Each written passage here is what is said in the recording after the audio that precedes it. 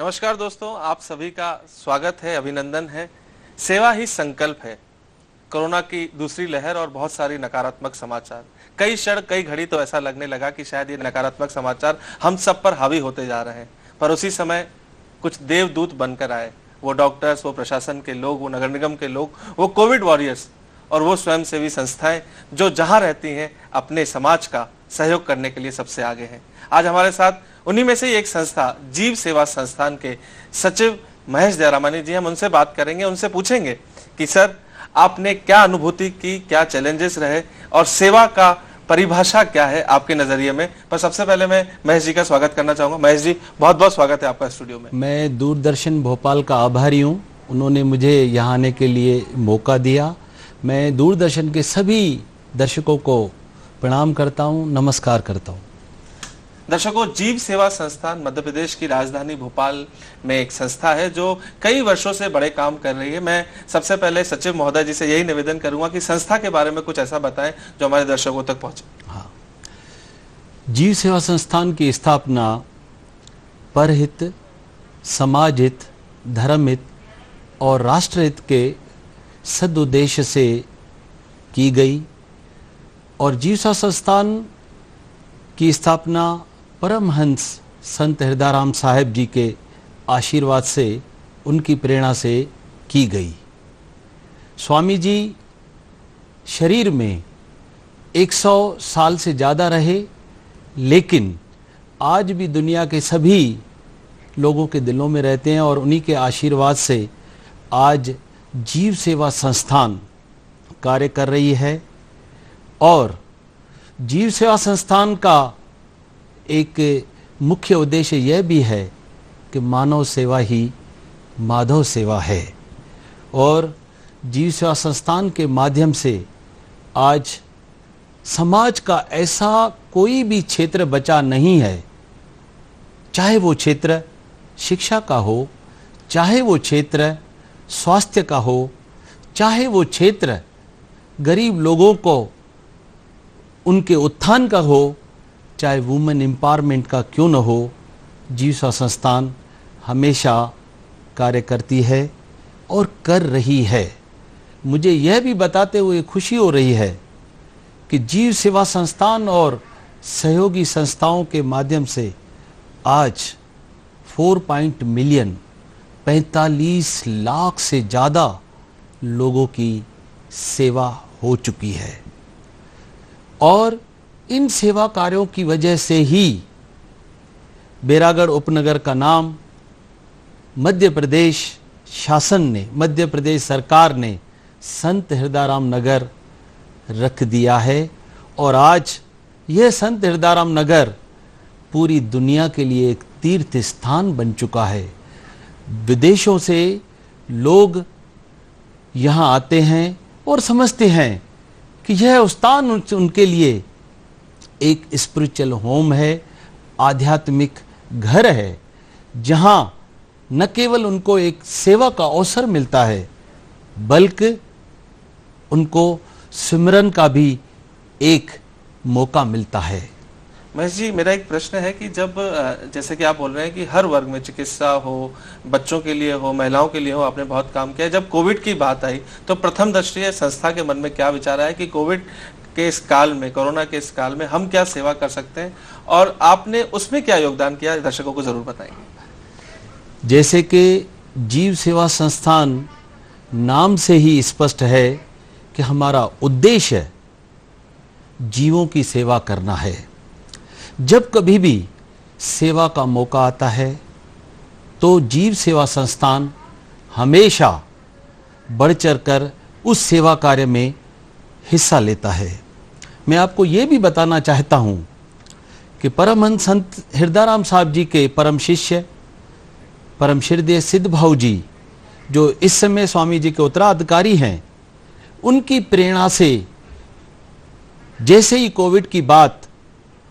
Covid महामारी का माहौल की जानकारी हमारे संस्था को हुई और हम लोगों ने भाऊ जी के मार्गदर्शन में यह निश्चित किया कि कोविड पेशेंट्स के जितने भी लोग हैं न सिर्फ उनकी सेवा करेंगे बल्कि साथ ही जो हमारे वॉलंटियर्स इस कार्य में जुड़ेंगे उनके स्वास्थ्य की रक्षा हो, ये भी ध्यान रखेंगे।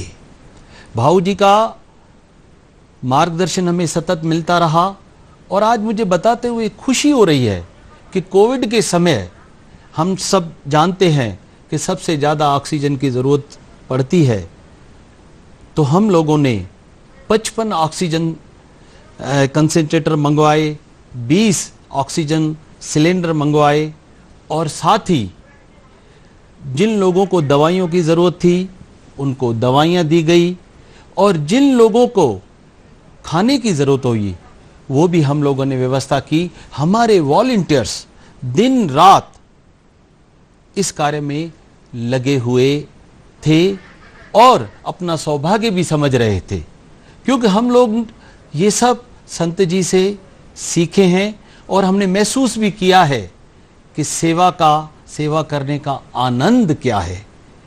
और आज बहुत सारे लोगों के लिए न सिर्फ हम लोग रेगुलर कार्य कर रहे हैं, बल्कि कोरोना से पीड़ित लोगों के लिए अभी भी हमारा कार्य सतत जारी है।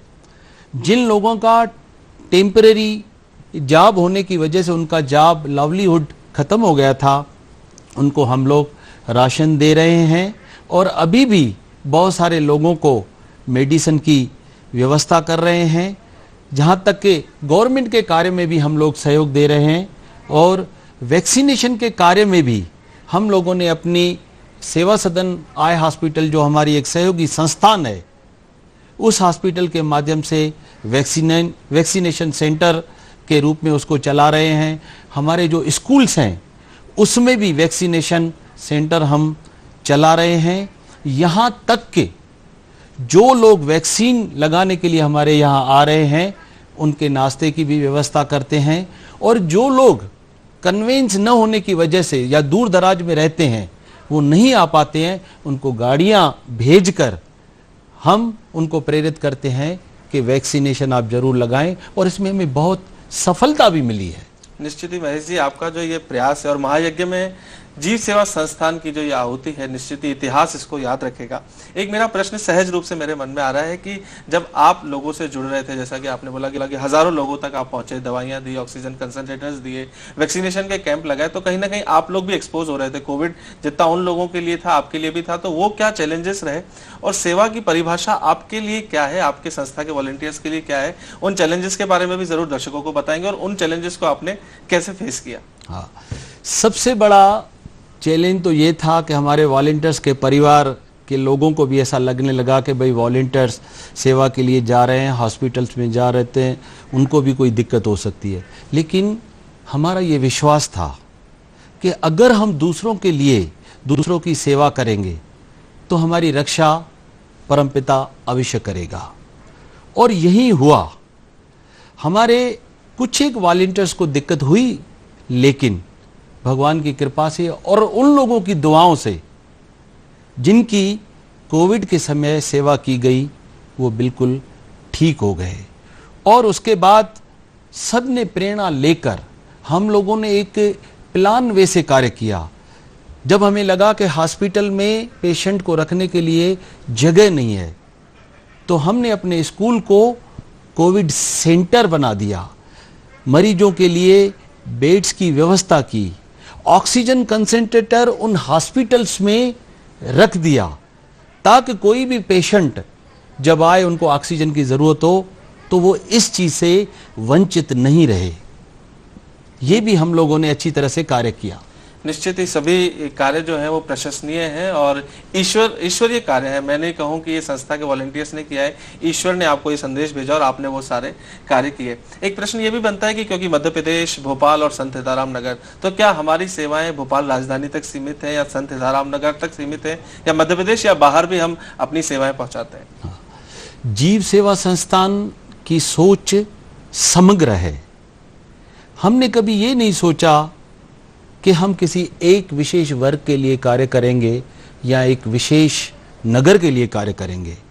जहाँ भी हमें अवसर मिलता है हम लोग वो कार्य करते हैं और साथ ही वहाँ के लोकल लोगों को प्रेरित करके उनको यथासंभव सहयोग भी करते हैं। जैसे मैं आपको बताऊं कि अहमदाबाद में, उल्लासनगर में, छिंदवाड़ा में, इंदौर में, रायसेन में, जहां पर भी हमें महसूस हुआ कि कंसंट्रेटर की ज़रूरत है तो हम लोगों ने वो कंसंट्रेटर वहां भेज दिए। हमारे मन में ये बात थी कि मानवता की सेवा की जाए। हम इस चीज़ में कभी भी कन्फाइंड नहीं रहते कि यहाँ के लोगों की सिर्फ सेवा की जाए। निश्चित ही आपने जैसा बताया पूरे हिंदुस्तान में और जहां जहां जब जब लोगों ने आपको भी अप्रोच किया तो आप वहां तक पहुंचे। इस कोरोना काल में एक तो सेवा थी तन और मन की, और एक धन की सेवा भी बड़ी थी, क्योंकि आर्थिक तंगी भी थी, लोगों के पास पैसे थे नहीं, और खर्चे और चिकित्सा का जो खर्चा वो अपने आप में वो जो बैलेंस था, वो जो संतुलन था वो खराब होता जा रहा था, और संस्था को भी निश्चित ही आर्थिक चीज़ों की जरूरत लगी होगी। तो मैं चाहूँगा कि आपके सहयोगी कौन है और आपको किन किन लोगों का योगदान मिला, क्या भोपाल, क्या मध्य प्रदेश या हिंदुस्तान, या जहां जहां से लोगों ने आपको सहयोग किया, जरूर उनको धन्यवाद भी कहें और उनके बारे में भी हमको कुछ बताएं। सबसे पहले तो मैं धन्यवाद तो वॉलंटियर्स को दूंगा, जो हमारे लगभग 500 वॉलंटियर्स है जो इन सेवा कार्यों में दिन रात कई वर्षों से लगे हुए हैं। साथ ही मैं आपको ये बताना चाहता हूँ कि जब कभी भी एक ईश्वरीय कार्य होता है, हर मनुष्य में ईश्वर का अंश होता है, और देखा जाए तो उस मनुष्य की सेवा करना ही एक ईश्वर की ही सेवा है, और भगवत प्राप्ति का सबसे अच्छा तरीका है कि हम भगवान के क्रिएशन के ही सेवा करें, और यही हमारा जीव सेवा संस्थान का उद्देश्य रहा है। और इस तरह हम लोग गत 45 सालों से सेवा कार्य करते आ रहे हैं। कोरोना काल में जब दूसरी लहर आई, हमने पहली लहर में भी काम किया था, हमने महसूस किया कि हमें कुछ एरियाज है जहां हमें बहुत ज़्यादा काम करना पड़ेगा। सबसे बड़ी जो एरिया था कि लोग गरीब हैं, उनको मेडिसिन मुयस्सर कैसे कराएं, हॉस्पिटल में उसकी व्यवस्था करवाएं, और दूसरी चीज़ ये थी कि जो लोग पेशेंट हॉस्पिटल में एडमिट थे, उनके पीछे जो उनके घर वाले हैं उनका क्या होगा, ये एक चिंतन का विषय रहा। क्योंकि मैंने देखा कई लोग, कई परिवार लावारिस हो गए थे, उनकी तो ऐसी स्थिति हो गई, कई गम आ पास बैठे एक तेरे दूर जाने के बाद उनका एक घर का आदमी चला गया तो उनको बहुत सारे गम, बहुत सारी परेशानियां सामने आ गई। चूंकि हम इतने सालों से ये सेवा कार्य करते आए हैं तो हमने ये सोचा कि उन लोगों के घरों में कोई प्रॉब्लम न हो, वो व्यवस्था भी हम लोगों ने की। अब निश्चित रूप से इतने बड़े कार्य करने के लिए मेडिसिन का कार्य हो, ऑक्सीजन कंसंट्रेटर का कार्य हो, सिलेंडर का कार्य हो, लोगों को राशन पहुंचाने का कार्य हो, या हम लोगों ने लगातार 2 महीने तक दोपहर और शाम का खाना 800 लोगों को जो कोविड अफेक्टेड थे, जो हॉस्पिटल में एडमिट थे, या जो लोग क्वारंटाइन में थे, या जिन लोगों के पेशेंट्स भर्ती थे, उनके जो अटेंडेंट थे, उनको हम लोगों ने खाना पहुंचाया। इतना बड़ा कार्य करने के लिए निश्चित रूप से आपका क्वेश्चन सही है, हमें बहुत सारे पैसों की ज़रूरत थी, आर्थिक सहायता की ज़रूरत थी। कहते हैं कार्य अच्छा है, अच्छे अंतर्मन और भावना से किया जाता है तो भगवान की कृपा भी रहती है। हम लोगों ने, जो हमारे वेल विशर्स हैं, जो हमारे दान दाता हैं, उन सबको निवेदन किया, और इस कोरोना काल में मैंने एक बात महसूस की, लोगों ने हमें उदार हृदय से मदद की। एक हमारे, मैं उसका विशेष रूप से नाम भी लेना चाहता हूँ, हमारे हांगकांग के एक वेल विशर हैं, फिलैंथ्रोपिस्ट हैं, उन्होंने 20 कंसंट्रेटर हमें भेज दिए। हमारे एक दादा लखानी हैं जिन्होंने पहले हमारे लिए एक स्कूल भी बनाया है जहाँ 2000 बच्चे भी पढ़ रहे हैं। उन्होंने कहा कि आप सेवा करते जाइए, आप पैसों की ना चिंता करें, जितनी भी ज़रूरत होगी मैं आगे आऊँगा। उन्होंने उदार हृदय से हमें मदद की।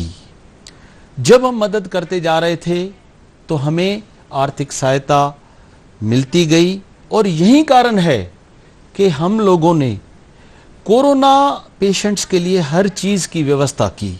यहाँ तक कि हमने महसूस किया कि ग्रामीण क्षेत्रों में भी कोरोना फैल रहा है, उसको रोकने के लिए हमने बहुत सारी ऐसी स्वयंसेवी संस्थाओं को जोड़कर, उनको प्रेरित करके, उनको सहायता करके, भाई उनको पल्स ऑक्सीमीटर लेके दिए, थर्मामीटर लेके दिए, और ऐसे 500 किट बना के दिए कि अगर आप गांव में जाते हो और आपको लगता है कि कोई ऐसा कोविड का पेशेंट है तो उसको मदद करने की ज़रूरत है, तो आप उनको दवाइयाँ दें।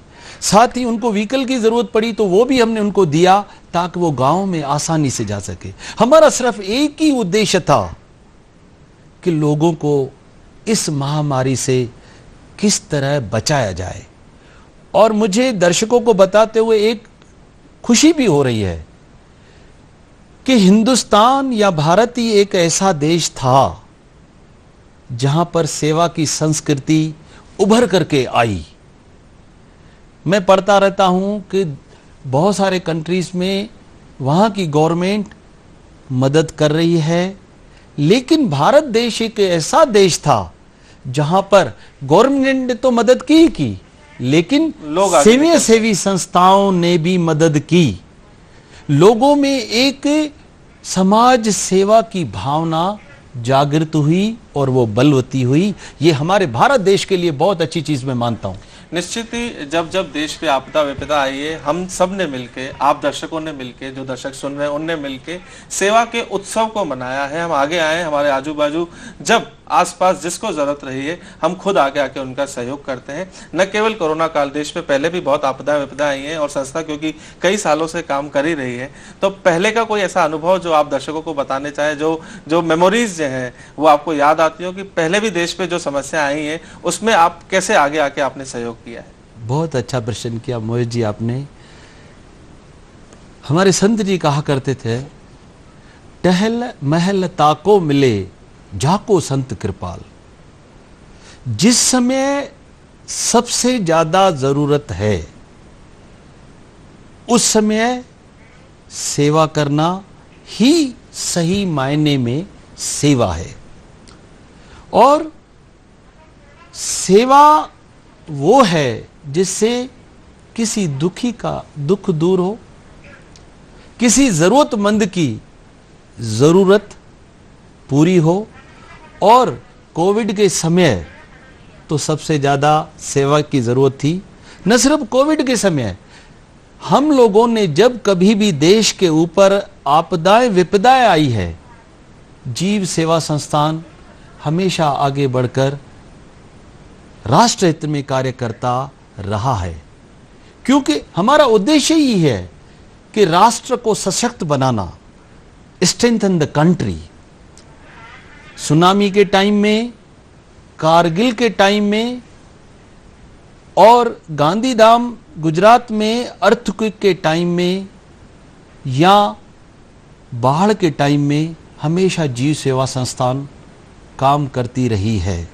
मुझे आज भी याद है कि जब गांधीधाम में भूकंप आया था, अर्थक्वेक आया था, यहां से हमारे वॉलंटियर्स महीनों वहां पर जाकर डटे रहे और जिस भी उनके रिहेबिलिटेशन के लिए चीजों की जरूरत थी, यहां तक कि हमारे परम श्रद्धेय सिद्ध बाबू जी ने यहां के डॉक्टर्स को मोटिवेट किया। उन डॉक्टर्स ने यहां अपने नर्सिंग होम क्लिनिक बंद करके वो सभी लोग गांधीधाम गए, जहां भी उनकी जरूरत थी उन लोगों की वहां पर मदद की। कारगिल के समय हमने ये महसूस किया कि जो हमारे सैनिक देश के लिए अपनी जान दे चुके हैं, शहीद हो चुके हैं, उनके परिवारों के लिए हमें कुछ करना चाहिए। तो जीव सेवा संस्थान ने हमारा जो नेटवर्क है पूरी दुनिया में, उनसे आग्रह किया और उनको आग्रह ये भी किया कि आप डायरेक्ट प्राइम मिनिस्टर फंड्स में आप पैसे भेजें या जीव सेवा संस्थान के पास पैसे भेजें। और जीव सेवा संस्थान ने काफ़ी मात्रा में, काफ़ी अमाउंट वो हमने वहां कारगिल के शहीदों के जो परिवार है उनको भेजा। और गवर्नमेंट ऑफ इंडिया को भी बहुत अच्छा लगा। और मुझे आज भी याद है कारगिल के वार के उपरांत पार्लियामेंट अनेक्सी में जीव सेवा संस्थान को, जीव सेवा संस्थान द्वारा राष्ट्रहित में किए गए अच्छे कार्य के लिए सम्मानित करने के लिए वहां पर बुलाया गया था। और जीव सेवा संस्थान का एक सदस्य वहां गया और उन्होंने वो सम्मान प्राप्त किया। निश्चित ही जिन संत जी के बारे में महेश जयरामानी जी बता रहे हैं, उनका नाम संत हृदयराम जी है। उनके बारे में किसी शायर ने अच्छा कहा है कि मुझे दीपक को जिसने जलाया है, खुद न खाकर दूसरों को खिलाया है, किए जिसने कई परमार्थ के काम है, ऐसे संत का नाम संत शिरोमणि हृदयराम है। दर्शकों, इसी साथ आपने एक और नाम महेश जी के वक्तव्य में सुना, परम श्रद्धेय सिद्धबाबू जी, जिनमें आज संत हृदयराम नगर और देश के कई युवा विवेकानंद जी को देखते हैं। उनके ऊर्जावान वक्तव्य, उनका विचार, उनका सेवा के प्रति कमिटमेंट, तपस्या जो उनकी है, निश्चित ही हम सब उनको प्रणाम करते हैं, दूरदर्शन परिवार उनको प्रणाम करता है। महेश जी, एक और सवाल है कि कोविड का ये समय, हम ईश्वर से ये प्रार्थना करते हैं कि धीरे धीरे खत्म होगा, भविष्य की क्या प्लानिंग है? सेवा जो है जरूरतमंद लोगों तक हम और कैसे पहुंच सकते हैं, और किन परेशानियों को आप समझते हैं कि इन पे और काम करना चाहिए? जीव सेवा संस्थान किन विषयों को लेकर अभी कार्यरत है, जरूर दर्शकों को बताएंगे। जीव सेवा संस्थान गत 4 दशकों से ज़्यादा सेवा कार्य में लगा हुआ है। और जीव सेवा संस्थान में मेरे जैसे लगभग 500 वॉलंटियर्स हैं। और मैं आपको ये भी बताना चाहता हूँ कि स्वामी जी ने सभी वॉलंटियर्स को इस प्रेरित किया है कि वे इस कार्य में हमेशा अपना योगदान देते रहें। परम श्रद्धेय सिद्धबाबू जी की बात आपने कही, मैं दर्शकों को एक बात और भी बताना चाहता हूँ। स्वामी जी ने कहा है कि कोई भी आदमी चैरिटी पे डिपेंड ना रहे। यही कारण है कि हमारे सभी वॉलंटियर्स अपना कार्य करते हैं और सुबह शाम जो उनका समय रहता है वो इन सेवा कार्यालयों के देते हैं।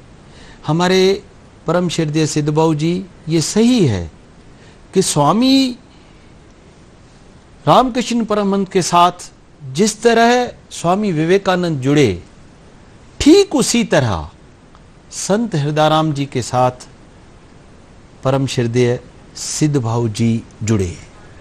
सिद्धबाबू जी ने भी 20 साल तक बीएसएल में नौकरी की। जब वे रिटायरमेंट के इंटाइटल हुए तब उन्होंने नौकरी छोड़ी, ताकि जो रिटायरमेंट के फंड्स हैं उससे ही वो अपना जीवन चला सके। और आज यही कारण है कि सिद्धबाबू जी के मार्गदर्शन में दिन ब दिन सेवा कार्य बढ़ते जा रहे हैं। और मैं आपको ये भी बताना चाहता हूं, ये सेवा कार्य हमेशा चलते रहेंगे, क्योंकि परम श्रद्धेय सिद्धबाबू जी, जो मैं आपको कहूं कि ये आधुनिक विवेकानंद है तो कोई अतिशयोक्ति नहीं होगी, वे बच्चों को प्रेरित करते रहते हैं ताकि वे बच्चे इस सेवा कार्य में आकर अपना जीवन सफल करें। और ये सही भी है। सिद्धबाबू जी ने हम सब लोगों को प्रेरित किया, छोटी छोटी सेवाएं दी। हम लोग सेवा सदन आया हॉस्पिटल के माध्यम से पूरे साल भर कैंप्स लगाते हैं। और कैंप्स लगाने की मॉडस ऑपरेंडी भी इतनी अच्छी है, मैं आपको बताऊं, दर्शकों को बताना चाहता हूं। स्वामी जी कहा करते थे कि आप किसी गरीब के आंखों में ज्योति देने में किसी भी तरह से माध्यम बनोगे, अगर आप उसको बाहरी ज्योति दे रहे हो, आउटर विजन दे रहे हो, तो प्रभु परमात्मा जो स्वयं ज्योति स्वरूप है आपके अंदर की ज्योति को प्रज्वलित करेगा। और हम सब जानते हैं जब हम इटरनली इनलाइटेंड होंगे तो हमारा जीवन सार्थक होगा, हम दूसरों के लिए जिए। यही हमारे जीव सेवा संस्थान का मुख्य उद्देश्य है। निश्चित ही साईं जी ये भी कहा करते थे कि बूढ़े बच्चे और बीमार हैं परमेश्वर के यार, करो भावना से इनकी सेवा, पाओगे लोक परलोक में सुख अपार। दर्शकों, आज का ये कार्यक्रम, आज का ये विचार, आज का ये पूरा समुद्र का जो मंथन, मैं कहूं जो अमृत मंथन समुद्र में हुआ था, उस तरीके से सेवा का जो ये संकल्प लिया है, सेवा ही संकल्प, जिस हमने कार्यक्रम का ही नाम दिया। बस मैं अंतिम प्रश्न महेश जी से ये पूछना चाहूंगा कि जो लोग सेवा के प्रति आज भी सक्रिय हैं, जो दर्शक हमारे देख रहे हैं या जो सेवा करना चाहते हैं, जिनके मन में आज तक विचार नहीं आया, हो सकता है हमारा ये कार्यक्रम देखने के बाद वो इससे प्रेरित हो जाए, तो सेवा का प्रतिफल क्या है जरूर दर्शकों को बताएं। और आज का कार्यक्रम यही समाप्त करेंगे। सेवा का प्रतिफल क्या है जरूर आप बताएंगे। हाँ। सेवा से तन, मन, धन तीनों शुद्ध होते हैं और सेवा का प्रतिफल हमारे संत जी बताते हैं और अधिक सेवा। हम अगर किसी की सेवा करते हैं तो भगवान की कृपा स्वतः हमारे ऊपर होती है, क्योंकि हमने जाना है मालिक मजूरी देत है तो क्यों राखे भगवान। वाह। एक व्यवसायी अपने यहाँ जो कार्य करता है उनको हर महीने तनख्वाह देता है, लेकिन अगर हम निस्वार्थ भाव से प्रभु के अंश जो मनुष्य हैं उनकी सेवा करते हैं तो क्या भगवान हमें छोड़ेगा। मैं आप सबको, दर्शकों को विश्वास दिलाता हूं कि आपको भगवान कभी नहीं छोड़ेगा। आपके स्वयं के जीवन में आने वाली आपदाएं अपने आप खत्म हो जाएगी या कम होती जाएगी।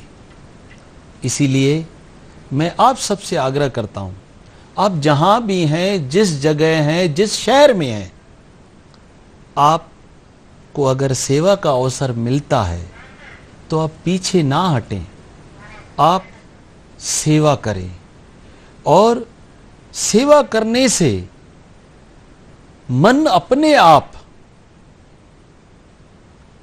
हृदय अपने आप कोमल होता जाता है और कोमल मन में ही भक्ति का निवास भी होता है और हमारा जीवन इसी तरह सफल होता है। क्योंकि स्वामी जी ने बड़े बड़े डिस्कोर्सेस नहीं दिए। स्वामी जी हमेशा कहा करते थे कि इस शरीर से किसी न किसी तरीके से किसी न किसी का भला हो जाए, यही तो जीवन है। निश्चित ही इस शरीर से, इस तन से अगर किसी का भला हो जाए तो यही जीवन है। एक अच्छी परिभाषा, एक अच्छा संदेश महेश जयरामानी जी ने हमें दिया। हम यही ईश्वर से कामना करते हैं आप जहां भी हैं स्वस्थ रहें। दूरदर्शन परिवार यही आपके लिए प्रार्थना भी करता है। सर्वे भवन्तु सुखिनः के इसी भाव के साथ आज के कार्यक्रम को यहीं समाप्त करते हैं। बहुत बहुत धन्यवाद। बहुत बहुत धन्यवाद।